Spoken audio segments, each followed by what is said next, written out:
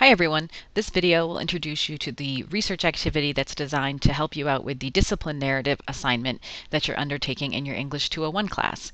Here at the library website, we've created a website that's custom made for the English 201 classes. You can access this by going to libguides.pace.edu/ENG201. Here on the home page is where we're starting, and we'll be talking a little bit about how you can find out more about what's going on in a particular discipline or career field or major. So the purpose of the discipline narrative assignment is to get you thinking about your major or your field of study or your career path that you'll be going into and what conversations are taking place in the field. So of course, one question you may be asking yourself is, where do these conversations take place? You can of course be having these conversations with your classmates and with your professors, and kind of keeping up to date on what's happening in the field and discussing these issues amongst yourselves. Beyond the PACE community, though, there are definitely options for you, especially when you enter into your professional field. So where do these conversations take place?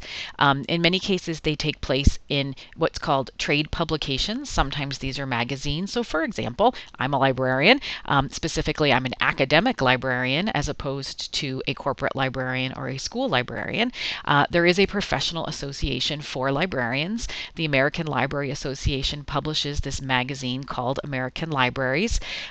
It publishes articles about what's happening in the field, what issues are we facing in the field. So for example, net neutrality is a big issue in libraries. Fighting fake news is a big issue in libraries. And these types of things are covered in this magazine. You can also subscribe to newsletters from a lot of professional organizations. The Association of College and Research Libraries is a subgroup of the American Library Association for college librarians, and then within that is another subgroup. The instruction section is for librarians who do teaching, so librarians like me. So I can subscribe to a newsletter from this organization that would keep me up to date. Most professional associations have a conference. The Association of College and Research Libraries has a conference.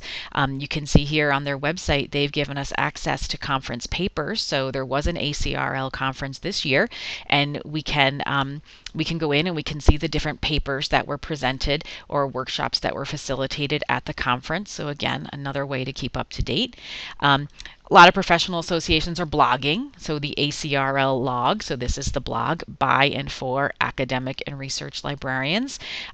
Again, this might be a little more informal as opposed to a conference paper. So these are blog entries being written by librarians in the field for other librarians in the field. And then even more, maybe less formal, would be social media. So for example, the ACRL is on Twitter. This is one way that I can keep up to date with what's happening. Sometimes even access a training opportunity, so a free webinar series, for example.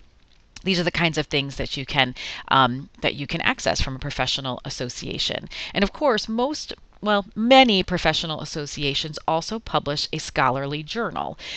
This would be kind of the highest caliber of publication that you would get from a professional association. So for us, it's the College and Research Libraries Journal. And this one happens to be available on the website. And you can see that they're giving us access to the most recent articles that have been published in the journal. And if we follow the link and take a look at this, we can see it's going to load it up as a PDF. So here's this particular article, Academic Uses of Video Games, a Qualitative Assessment. If we look at this is a scholarly journal article. It follows the kind of typical format. There's an introduction. There's a literature review. So they're looking at the other research that has been done in this area. And then they're going to discuss the methods of their study, the research that they did. And then as we start to scroll through, we'll see some data, we'll see tables. So now they're in there and they're discussing their results. What did they learn from this study? And we benefit from this because this was published in the journal and we can access it. So where are these professional associations? How do you find them? At the top of the English 201 Research Guide, you'll see there's a tab that says Professional Associations and Organizations. And truly, the easiest way to find a professional association in your field is to do some web searching. So I definitely recommend searching Google. and you add the word association to your search. So Google your major, your discipline, your field, your job, and add the word association to your search. So if we go to Google, for example, if I didn't know about the American Library Association, I can just search library and association. Right there at the top of the list is the American Library Association. And you can see there are other ones listed as well. The New York Library Association. Maybe I'm interested in just more specifically local issues that are happening. Special libraries. Those are sometimes corporate libraries. Music Library Association. So you can see it can get pretty specific depending on the field. Beyond libraries, of course, we could try marketing and association. The American Marketing Association comes up first in the list. The Business Marketing Association, the Internet Marketing Association. So you can see it's relatively easy. Of course, another option is to always ask your professor, ask your instructor, ask a colleague or a classmate, and they may be able to suggest a professional association as well. I do want to note when you're searching in most library databases and viewing results, you can usually view different source types. So for example, scholarly journals, magazines, newspapers. Usually there's also an option for trade publication or trade journal. That would be something for you to take a look at. Those publications are usually published by these professional associations.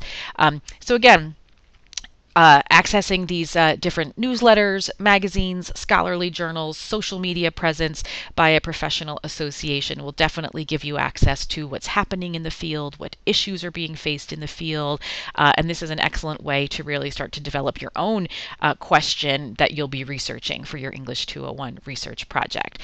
If you have any questions, please don't hesitate to contact the library. We would be happy to help.